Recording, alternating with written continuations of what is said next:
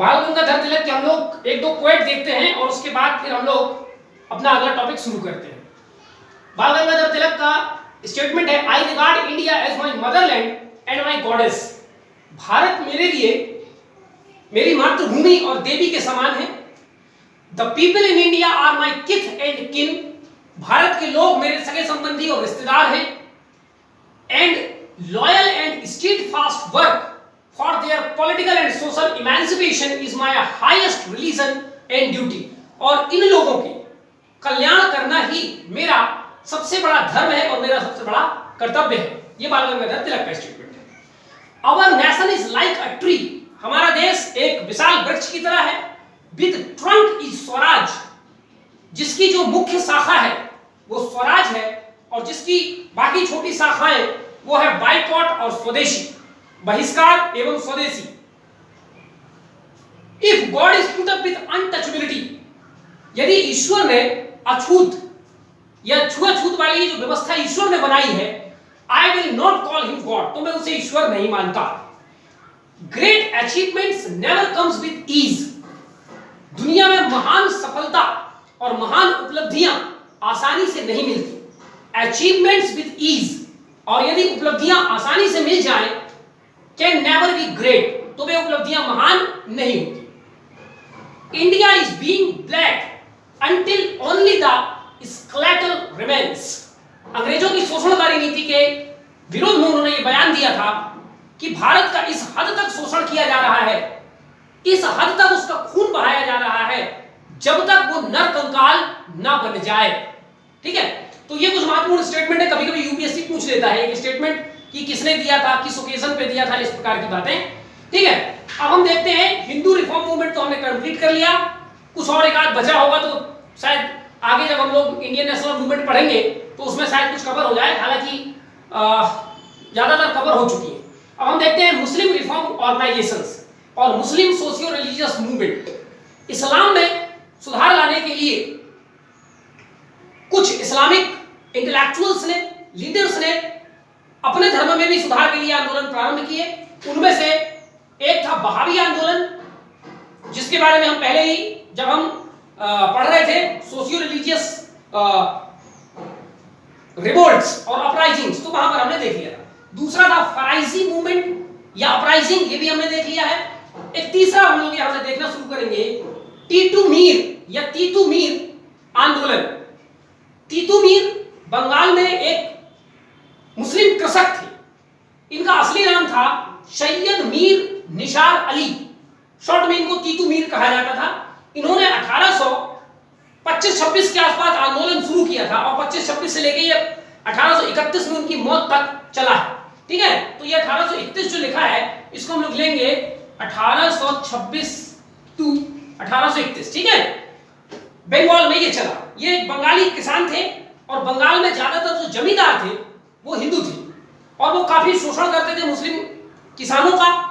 यहां तक कि मुसलमानों को दाढ़ी रखने में भी कर लगाया जाता था, टैक्स लगाया जाता था, जिसको बियर्ड टैक्स कहा जाता था। इसके अलावा अंग्रेजी शासन के अनेक क्रूर नीतियों से भी मुस्लिम और ये जो मुस्लिम कृषक थे यहाँ के वो परेशान थे। तो ये जो तीतू मीर आंदोलन था ये हिंदू जमींदारों और अंग्रेजी सरकार दोनों के शोषणकारी नीतियों के खिलाफ लाया गया। ठीक है, he organized Muslim farmers against Hindu landlords and British government। British government में खास करके जो अंग्रेज के बड़े बड़े उद्योगपति थे जो नील की खेती वहां पर करवाते थे, तो इंडिगो प्लांटर्स वो कहलाते थे। तो इंडिगो प्लांटर्स और हिंदू जमींदार के खिलाफ यह आंदोलन किया गया था। इसके अलावा टू रिफ्यूज पे बियर टैक्स, वो जमींदार लोगों ने जो बियर टैक्स लगाया था उसका इन्होंने विरोध किया था और अपने अनुयायियों से इन्होंने कहा था कि हमें ये जो बियर टैक्स है, दाढ़ी कर, ये नहीं देना है। ठीक है, इस आंदोलन को जो तीतू मीर आंदोलन है ये बंगाल के नारकेल बेलिया नामक जगह से शुरू हुआ था, इसलिए इस आंदोलन को कभी कभी नारकेल बेलिया मूवमेंट या नारकेल बेलिया अपराइजिंग भी कहा जाता है। ठीक है, और ये 1931 में तीतू मीर की मृत्यु के बाद बहावी आंदोलन जो लंबे समय तक चला है उसमें ये मर्ज हो जाता है। ठीक है, ये जो तीतू मीर थे ये फॉलोवर ऑफ सैयद अहमद राय बरेलवी, सैयद अहमद राय बरेलवी जिन्होंने बहावी आंदोलन शुरू किया था। और सैयद अहमद राय बरेलवी खुद अपने आप में जो है एक वहाबी नामक व्यक्ति थे, वहाब नामक व्यक्ति थे सऊदी अरेबिया के, उनसे प्रभावित थे, ठीक है। wanted to protect Islam from other religious elements।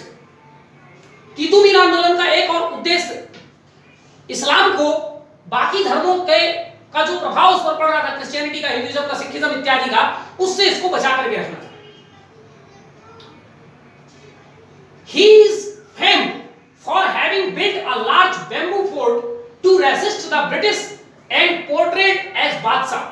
इसने अपने आप को ये दिखाने के लिए कि हम भी अंग्रेजी सरकार से कम नहीं है, इसने बैम्बू का एक भव्य महल बनाया था, बांस का, ठीक है, और अपने आप को बादशाह घोषित कर दिया था और अपने भांजे को सेनापति और ऐसे कुछ इसने बनाया था।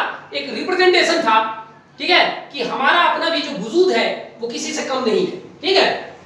ही विजिटेड मक्का, क्योंकि ये रायबरेलवी के फॉलोवर थे और रायबरेलवी वहाब साहब के फॉलोवर थे जो सऊदी अरेबिया में रहते थे, तो उनसे मिलने मक्का गए हुए थे, ठीक है। तो मक्का भी ये जा चुके थे। तो ये था तीतू मीर आंदोलन, बंगाल में शुरू हुआ था। अहमदिया आंदोलन, ठीक, अच्छा, अब यहां भी आपको ध्यान रखना है, अभी मैं आखिरी में आपको लिखा दूंगा पूरा। मैं आपको पहले बता चुका कि ये जो सामाजिक धार्मिक सुधार आंदोलन है ये दो प्रकार के हैं, एक रिवाइवलिस्ट है, एक रिफॉर्मिस्ट है।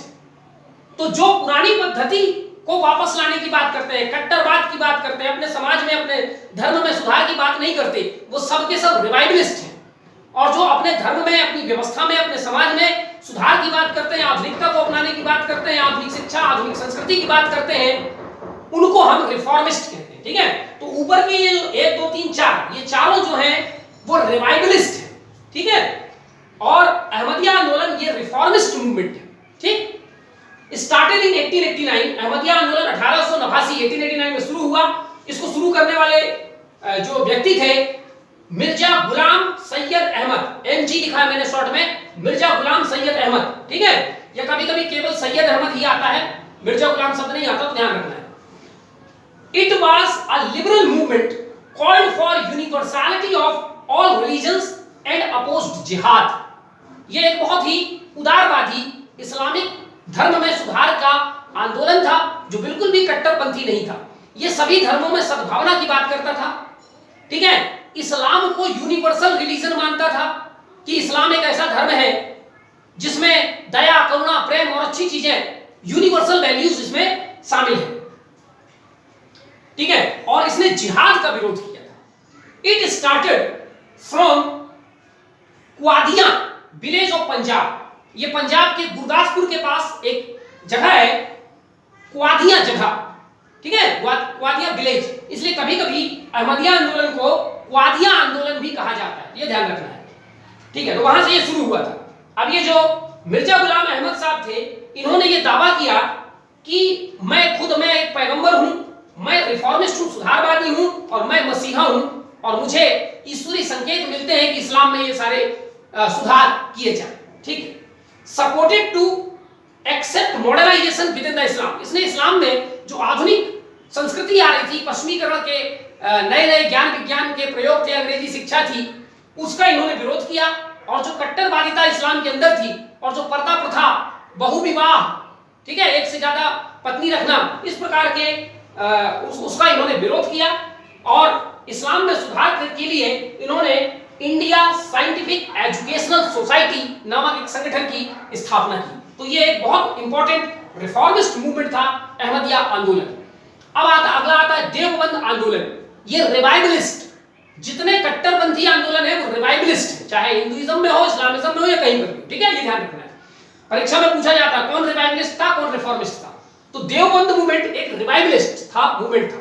इसको शुरुआत किया था इसकी कट्टरपंथी उलेमा, ठीक है, started by orthodox ulemas in 1866 at Deoband, that is Saharanpur district of Uttar Pradesh.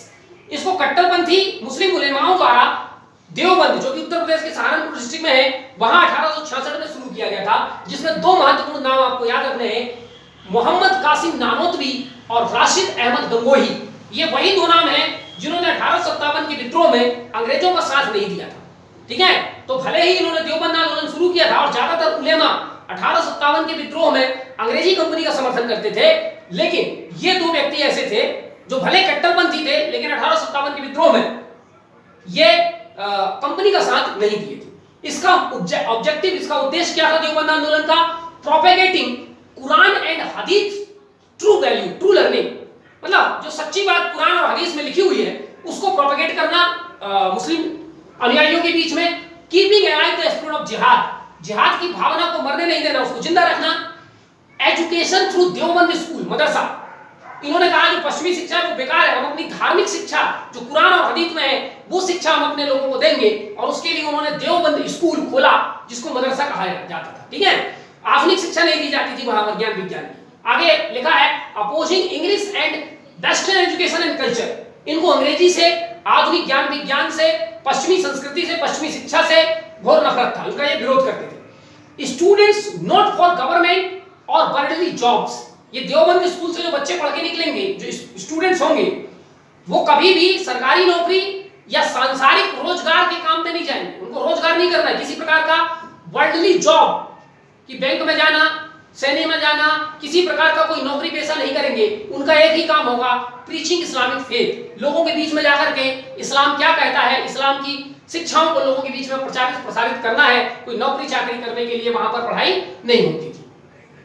Note, जो देवबंद आंदोलन है, चूंकि ये कट्टरपंथी आंदोलन था और कांग्रेस एक लिबरल संगठन थी जिसमें हिंदू भी, सिख भी, मुसलमान भी, सभी लोग प्रकार के संगठन में लोग रहते थे, इसलिए जो है ये शुरू में तो कांग्रेस का सपोर्ट करते थे, एक सपोर्टेड इंडियन नेशनल कांग्रेस, किंतु ये उन इस्लामिक लोगों का विरोध करते थे जो लिबरल थे, जैसे कि अहमदिया आंदोलन के फाउंडर मिर्जा गुलाम सैयद अहमद और बाद में सर सैयद अहमद खान जो एक लिबरल थिंकर थे, ठीक है, इनका ये विरोध करते थे। ठीक, चलिए,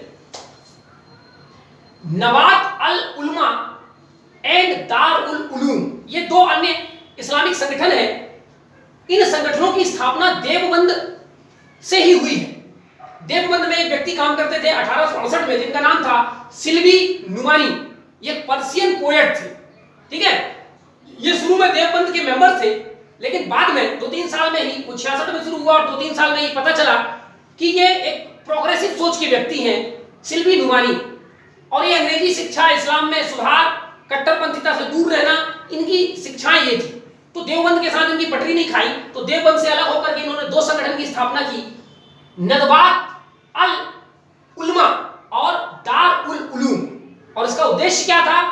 supporting English and western science, अंग्रेजी शिक्षा को, पश्चिमी ज्ञान विज्ञान को प्रोत्साहित करना, हिंदू मुस्लिम एकता की वकालत करना, इंडियन नेशनल कांग्रेस का साथ देना इंडियन नेशनल मूवमेंट में, इनकरेज टू गिव पॉलीगामी, जो बहुपत्नी पद्धति चलती है इस्लाम में, एक से ज्यादा पत्नी, उसको इन्होंने अपने अनुयायियों से कहा कि ये चीज को छोड़ दो, विडो रीमैरिज को अपनाओ, विधवाओं के साथ पुनर्विवाह इत्यादि का इन्होंने समर्थन किया। तो ये प्रोग्रेसिव संगठन था।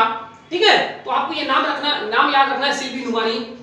अगला है अंजुमन हिमायत इस्लाम, ये भी एक ऑर्गेनाइजेशन था, इसको 1866 में लाहौर में बनाया गया था। दो लोगों ने मिलकर इसकी स्थापना की थी, मोहम्मद सफी और शाहदीन।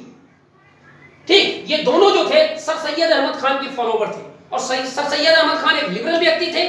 तो ये जो अंजुमन हिमायत इस्लाम है, ये भी एक लिबरल ऑर्गेनाइजेशन था जिसने सपोर्टेड ब्रिटिश गवर्नमेंट, इसने ब्रिटिश गवर्नमेंट का साथ दिया, ब्रिटिश गवर्नमेंट के प्रति वफादारी दिखाई, क्योंकि सर सैयद अहमद खान की यही विचारधारा थी। ठीक है, वेस्टर्न एजुकेशन, पश्चिमी शिक्षा की वकालत की, फीमेल एजुकेशन, इस्लाम के अंदर महिलाओं को शिक्षा दीक्षा के काम किया, और लेकिन इंडियन नेशनल कांग्रेस को अपोज किया।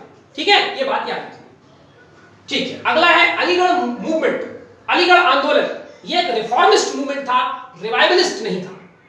1875 में इस आंदोलन को सर सैयद अहमद खान द्वारा शुरू किया गया। अभी हम सर सैयद अहमद खान के बारे में थोड़ा डिटेल से पढ़ेंगे। जो ये मूवमेंट है, और खुद सर सैयद अहमद खान और उसके सारे फॉलोवर्स ब्रिटिश गवर्नमेंट के प्रति बहुत लॉयल्टी शो करते थे, ब्रिटिश गवर्नमेंट के प्रति वफादारी शो करते थे, वेस्टर्न कल्चर को अपनाने की बात करते थे इस्लाम के अंदर, पश्चिमी शिक्षा, पश्चिमी रीति रिवाज और अपने अंदर की जो कुरीतियां हैं उनको समाप्त करना, मॉडर्नाइजेशन ऑफ इस्लाम, इस्लाम को आधुनिकीकरण, आधुनिकीकरण माने जो इस्लाम में कट्टरपंथीता भरा पड़ा है या उसके अंदर जो कुरीतियां आ गई हैं, पर्दा प्रथा है, इन तमाम कुरीतियों को, क्योंकि आगे मैं आपको बताऊंगा कि सर सैयद अहमद खान का कहना है कि इस्लाम का जो पिछड़ापन है वो इसी कारण है क्योंकि हम आधुनिकता को कभी इस्लाम का अंग नहीं मानते, जबकि इस्लामिक में और आधुनिकता में कोई विरोध नहीं है। तो अगर मुस्लिमों को भी आगे बढ़ना है तो आधुनिकता के साथ हमें तालमेल बिठा करके आधुनिक शिक्षा, आधुनिक रहन सहन, आधुनिक ज्ञान विज्ञान को अपनाना ही पड़ेगा। अर्थात इस्लाम को अब अपने पुराने ढर्रे से निकल करके नए ढर्रे में आना होगा।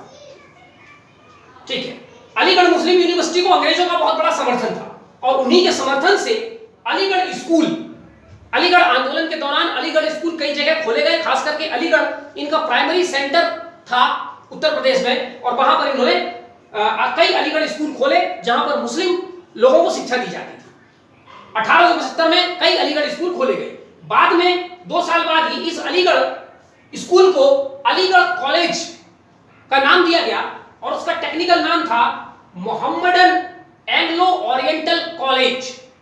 ठीक है, जिसे वर्तमान में 1877 में अलीगढ़ स्कूल को मोहम्मडन एंग्लो ओरिएंटल कॉलेज नाम दिया गया 1877 में। 1920 में फिर इसका नाम बदल करके रख दिया गया अलीगढ़ मुस्लिम यूनिवर्सिटी AMU, जो आज भी भारत का one of the premier institute है। ठीक है, अलीगढ़ मुस्लिम यूनिवर्सिटी। तो आपके लिए होमवर्क है, जैसे आपने BHU का तैयार किया होगा, AMU तैयार कीजिए। ठीक है, AMU कब स्थापित हुआ, इसका मोटो क्या है, ये कैसे कैसे आगे बढ़ा, उससे पढ़े हुए कुछ महत्वपूर्ण व्यक्ति जैसे लियाकत अली प्रधानमंत्री बने।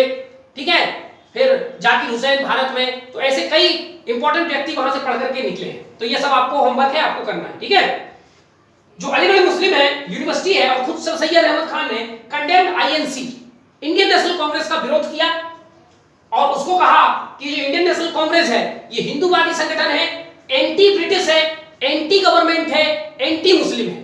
ठीक है, और ऐसे कई आरोप लगा करके इंडियन नेशनल कांग्रेस की बुराई की। ठीक है, और केवल इंडियन नेशनल कांग्रेस की बुराई नहीं की बल्कि इंडियन नेशनल कांग्रेस में जो मुस्लिम सदस्य थे जैसे जाकिर हुसैन थे, बहरुद्दीन तैयब जी थे, ठीक है, ऐसे कई मुस्लिम सदस्य थे, उनका भी इन्होंने विरोध किया और उनको क्रिटिसाइज किया।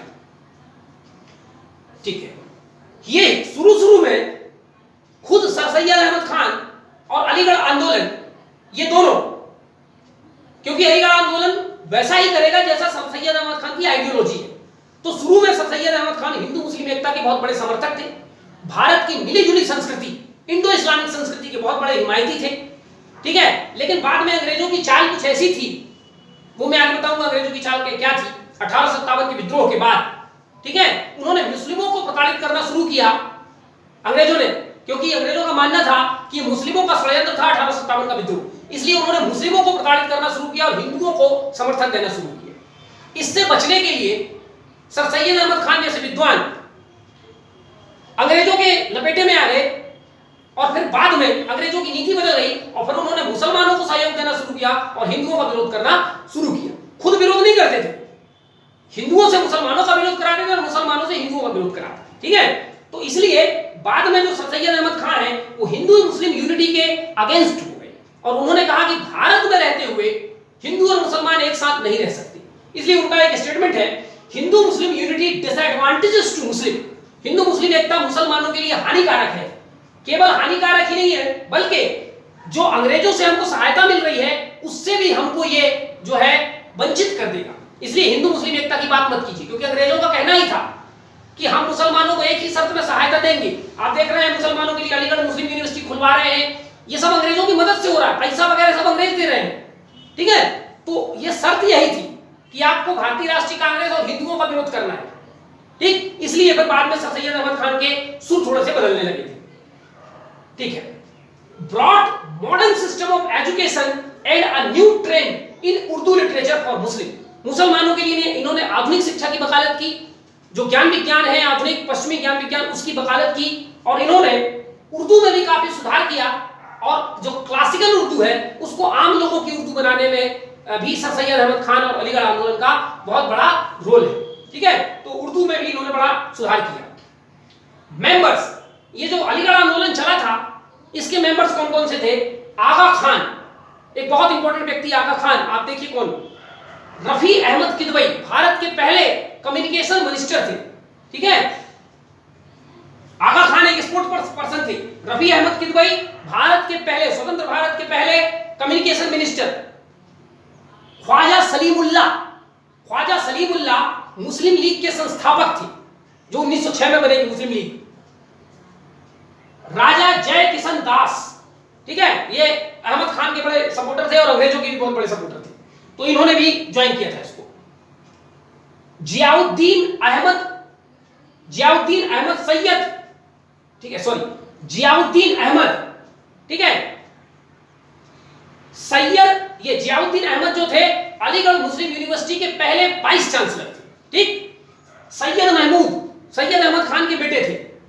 हसरत मोहानी एक बहुत पढ़े लिखे और ज्ञानी पोएट, उर्दू पोएट थे, इन्होंने ही सबसे पहले इंकलाब जिंदाबाद का नारा दिया, ध्यान रखना है आपको, ठीक है। और स्वामी कुमारानंद के साथ मिलकर के ये जो हसरत मोहानी है, ये दोनों पहले व्यक्ति थे जिन्होंने भारत की पूरी आजादी की बात की। इसके पहले तक पूरी आजादी की बात नहीं होती, स्वराज की बात होती थी, ठीक है, ऑटोनॉमी की बात होती थी। तो भारत को पूर्ण आजादी चाहिए, ऐसा कहने वाले ये दो प्रारंभिक व्यक्ति थे, और इन्होंने ये बात एक दूसरे के कान में नहीं कही थी। इन्होंने अहमदाबाद में इंडियन नेशनल कांग्रेस का जो वार्षिक सत्र होता था 1921 में, उस समय पर इन्होंने कही थी कि समय आ गया है, भारत को अब ऑटोनॉमी, स्वायत्तता नहीं, पूरी आजादी चाहिए, ठीक है। तो हजरत मोहानी का आपको नाम याद रखना है, ठीक है। तो ये था अलीगढ़ आंदोलन, उसके कुछ फॉलोवर्स और उसके कुछ प्रिंसिपल्स। अब हम देखते हैं सर सैयद अहमद खान, बहुत इंपॉर्टेंट पर्सनालिटी है। 1817 में इनका जन्म दिल्ली में हुआ। उस समय मुगल बादशाह भारत में चलती थी, और सर सैयद अहमद खान के जो पूर्वज थे वो मुगल बादशाह के दरबार में बड़े बड़े पदों पर थे। तो ये एक अच्छी रिच फैमिली से बिलोंग करते थे सर सैयद अहमद खान। 1898 में अलीगढ़ में इनकी मृत्यु हुई, ठीक है। सर सैयद अहमद खान कौन थे? Islamic pragmatist. प्रैग्मेटिस्ट माने जो किसी समाज को, किसी धर्म को, किसी व्यक्ति को आधुनिकता के साथ आगे बढ़ाने की कोशिश करते, पीछे लौटने की कोशिश नहीं करते, ठीक है। उसको बोलते हैं प्रैग्मेटिस्ट, प्रगतिवादी, प्रगतिशील व्यक्ति थे, रिफॉर्मर थे, इस्लामिक रिफॉर्मर थे, इस्लाम के अंदर सुधार की बात करते थे, इस्लामिक फिलोसोफर थे, एंड एजुकेशनलिस्ट और इस्लामिक शिक्षाविद थे, ठीक है। Father of two nation theory. Bharat में हिंदू मुस्लिम दुराग्रह, हिंदू मुस्लिम विभाजन को बढ़ाने में सर सैयद अहमद खान का एक बहुत बड़ा रोल है, ठीक है। हालांकि इंटेलेक्चुअल थे और उसके पीछे अंग्रेजों की कॉन्स्पिरेसी थी, ठीक है। तो टू नेशन थ्योरी के जन्मदाता सर सैयद अहमद खान थे, जिसका सेकंड लास्ट रिजल्ट था भारत में मुस्लिम लीग की स्थापना, और लास्ट रिजल्ट था भारत और पाकिस्तान का विभाजन। तो इसकी नींव सर सैयद अहमद खान ने रखी थी। ये टू नेशन थ्योरी क्या है मैं कई बार बता चुका हूं, और इस स्टेटमेंट में भी दिख रहा है आपको कि Hindu Muslim unity disadvantages to Muslim. Sir Syed Ahmad Khan का कहना था कि कुछ भी कर लो भारत के अंदर, कितना भी हिंदू मुस्लिम का एकता का राग अलाप लो, लेकिन हिंदू मुस्लिम एकता संभव नहीं है, और यदि होगी भी तो उससे मुसलमान नुकसान में रहेंगे। इसलिए बेहतर है कि ये जो एक देश दिख रहा है जिसमें हिंदू और मुसलमान है, वास्तव में इसमें दो देश रहते हैं, एक हिंदुओं का, एक मुसलमान का। इसी को कहा जाता है टू नेशन थ्योरी, अर्थात हिंदुओं का एक अलग देश बन जाना चाहिए, मुसलमानों का एक अलग देश बन जाना चाहिए, तभी मुसलमानों का भला हो सकता है। अदरवाइज हिंदू हमें अपना सबऑर्डिनेट बनाएंगे, अपना सब्जुगेट बनाएंगे, और हमारा जो है शोषण करते रहेंगे। तो ये टू नेशन थ्योरी का सिद्धांत के रूप में तो सर सैयद अहमद खान ने नहीं दिया, ठीक है। ये टू नेशन थ्योरी जो है रहमतुल्लाह और सलीमुल्लाह जैसे कुछ लोगों ने आगे दिया है, बंगाल और ढाका के नवाब वगैरह को मैं आगे बताऊंगा, लेकिन उसका बीज सर सैयद अहमद खान ने बोया। Servant of east India company, ये ईस्ट इंडिया कंपनी में पहले एक क्लर्क थे, बाद में फिर एक लोअर कोर्ट में ये जज हो गए, ठीक है, जुडिशियल ऑफिसर के रूप में काम करते थे। और ये ईस्ट इंडिया कंपनी ने 1867 से 1876 तक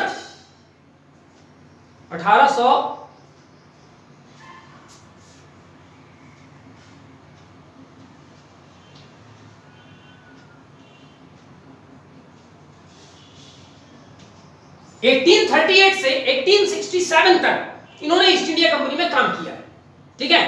जब 1857 का विद्रोह हुआ, तब ये उत्तर प्रदेश की एक जगह बिजनौर में जज थे, और इन्होंने 1857 के विद्रोह में अंग्रेजों का केवल समर्थन नहीं किया था, बल्कि कई यूरोपीय व्यक्तियों को, कई अंग्रेज व्यक्तियों की जान की रक्षा की थी विद्रोहियों से, और एक बड़ी वफादारी इन्होंने 1857 के विद्रोह में अंग्रेजों के प्रति दिखाई थी।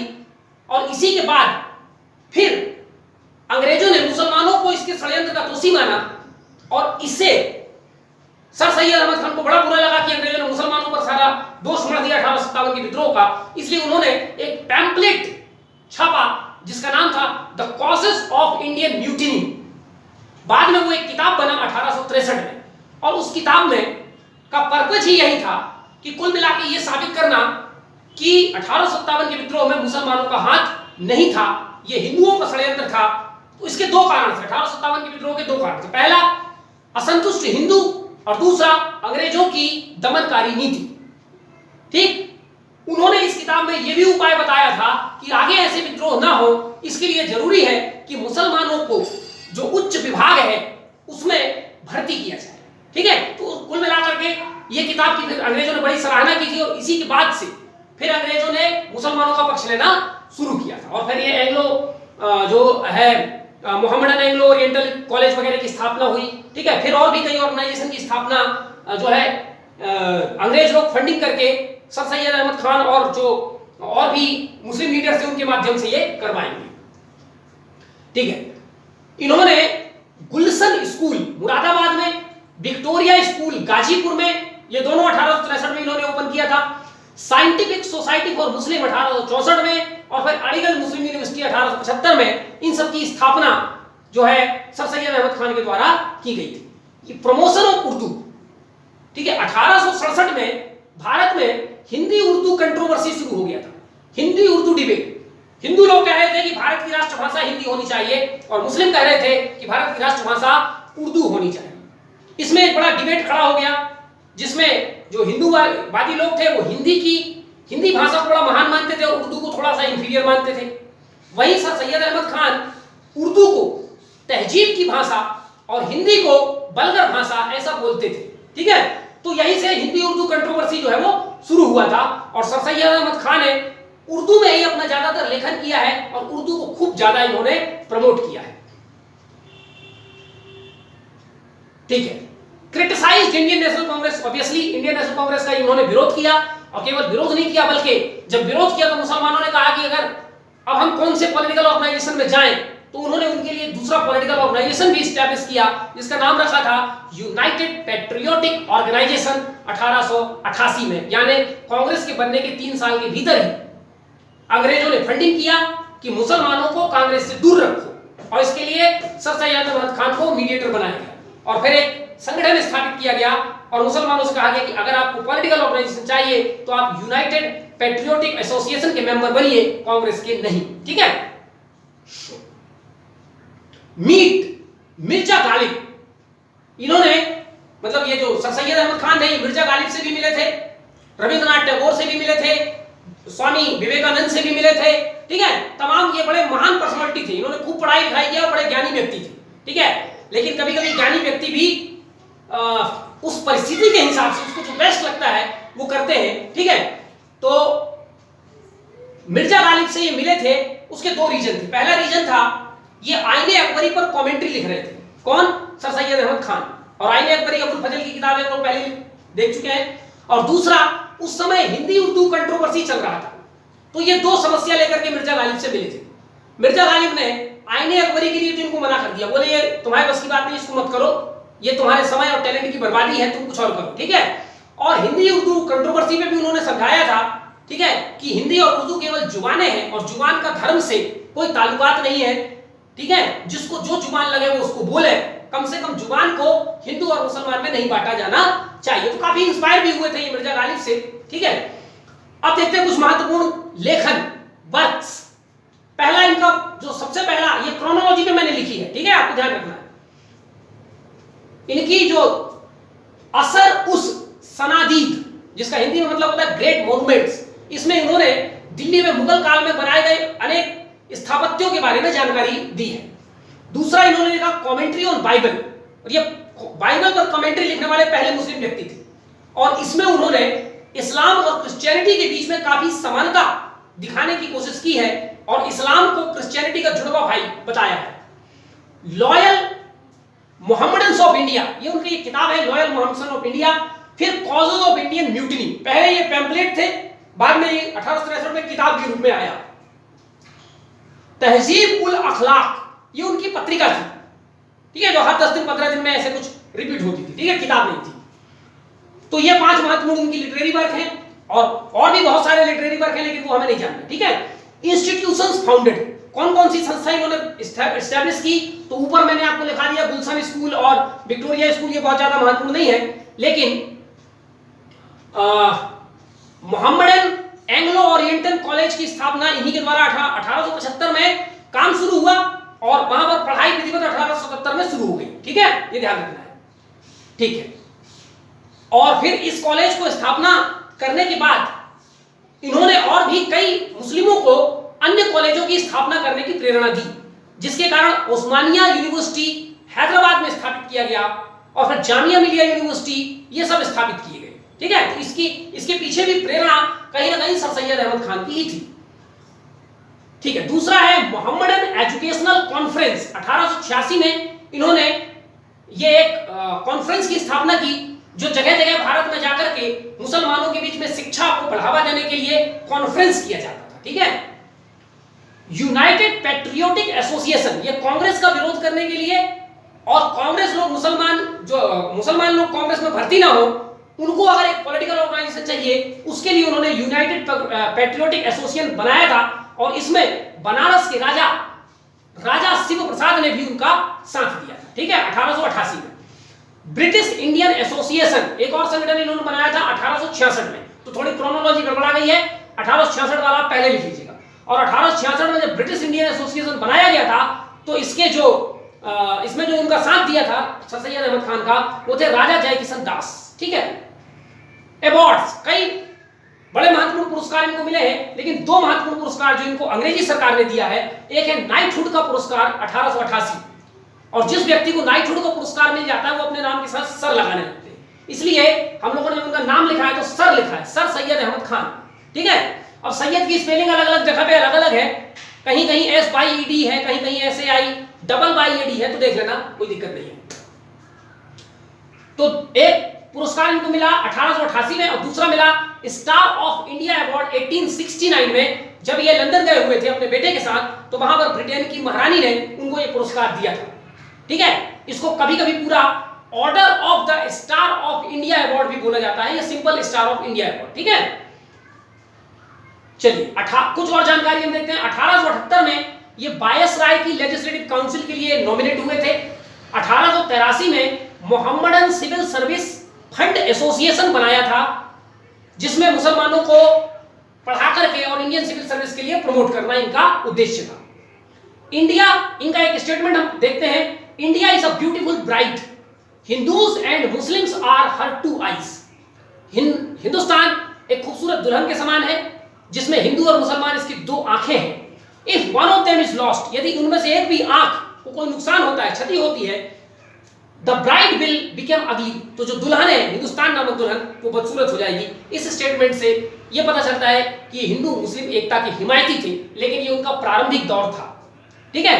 बाद में फिर इनका दिमाग थोड़ा सा ठीक नहीं रहता, और कुछ परिस्थितियां ऐसी रहती हैं कि ये हिंदू मुस्लिम एकता के सपोर्ट की जगह उसका अपोज करने लगते हैं, ठीक है। और शुरू में ही इन्होंने हिंदू मुस्लिम एकता की वकालत की, मुसलमान भाइयों से कहा कि हिंदुओं के साथ मिलकर के रहो, गाय नहीं काटो, और ऐसा कोई काम मत करो जिससे हिंदुओं की भावना और उनकी धर्म पर आघात पहुंचता, ठीक है। Member of ICS committee, Indian civil service committee के ये भी मेंबर भी थे 1887 में। उस समय ब्रिटेन के भारत के जो वायसराय थे वो लॉर्ड डफरिन थे। 1863 में इन्होंने ट्रांसलेशन सोसाइटी की स्थापना की, जिसका उद्देश्य था कि भारत के विभिन्न ग्रंथों का उर्दू में ट्रांसलेशन करना, अंग्रेजी के बहुत सारे साहित्यों का उर्दू में ट्रांसलेशन करना।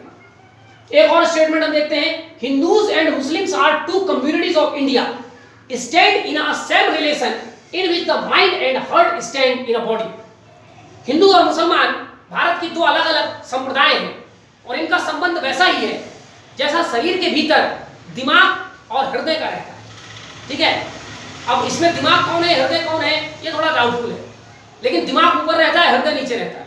तो अब दिमाग इन्होंने हिंदू को कहा या मुसलमान को कहा, ये नहीं मालूम, ठीक है। लेकिन ये स्टेटमेंट हिंदू मुस्लिम एकता के सपोर्ट में नहीं है, अगेंस्ट में, ठीक है। Nothing is more disgraceful for any nation than to throw into the oblivion its historical heritage and the birth of its ancestor।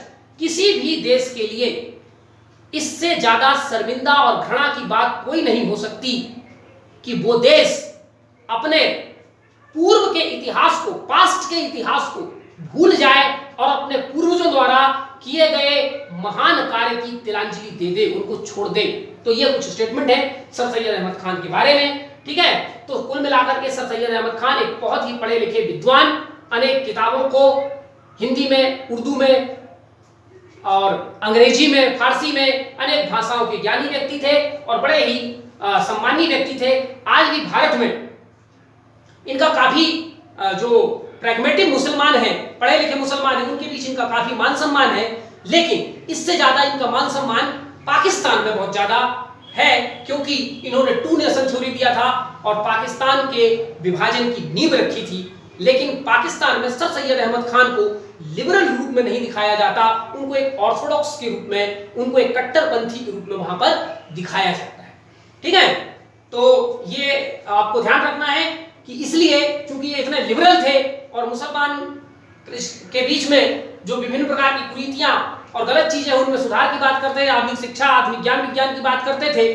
ठीक है, ये अलग बात है कि कहीं कहीं वो कांग्रेस का भी जो है अपोज करते हुए दिखाई देते हैं। भारतीय राष्ट्रीय आंदोलन में कई जगह पर वो कई चीजों से सहमत नहीं थे। आगे जब हम भारतीय राष्ट्रीय आंदोलन पढ़ेंगे, ठीक है, तो कई एक ऐसी जो शुरुआती का मॉडरेट फेज था कांग्रेस के नेताओं से, उनके इनके साथ तालमेल नहीं बैठता था।